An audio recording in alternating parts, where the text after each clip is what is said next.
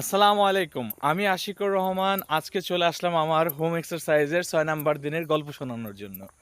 তো যাই হোক, কেমন আছেন আপনারা সবাই? যারা আমার নিয়মিত ভিডিওগুলা দেখছেন এবং আমাকে পাশে থেকে সাপোর্ট করছেন, প্লাস হচ্ছে আমাকে অনুপ্রেরণা দিচ্ছেন যে আমি আরও যেন জিম করি এবং আমার বডি ফিটনেস যেন আরও কোয়ালিটি সম্পন্ন হয়।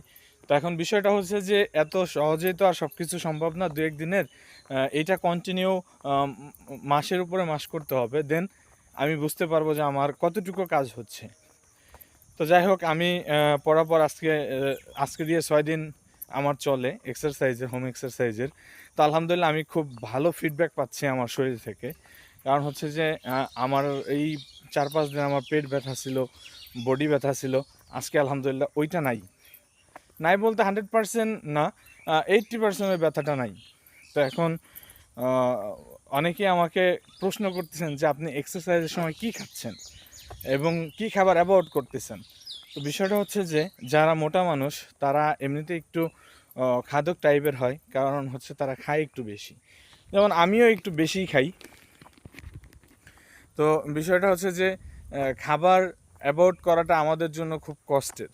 আমরা চাইলেই খাবারটা অ্যাভয়েড করতে পারি না, তবে চেষ্টা করি আর কি। তো এখন হচ্ছে আমি সকালবেলা চেষ্টা করতেছি হচ্ছে শুধু ২টা সেদ্ধ ডিম খাওয়ার জন্য, এবং এই ২টা ডিম খাওয়ার পরে আমি দুপুর পর্যন্ত আর কোনো কিছু খাবো না। আমি ট্রাই করতেছি, তবে অনেক সময় পারি না, এর মধ্যে অনেক কিছু খেয়ে ফেলতেছি।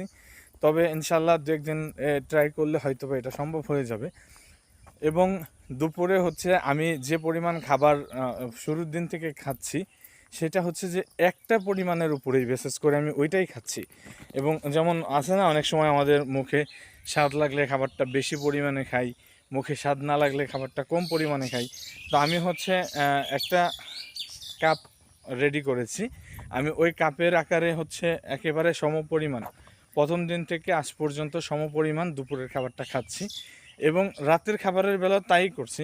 তবে বিষয়টা হচ্ছে যে বুঝেনি তো, মায়ের হাতের টেস্ট যখন খাইতে বসি তখন আসলে ওই পেট মুখ কোনোটাই ভরে না, মনে হচ্ছে যে শুধু খাই শুধু খাই।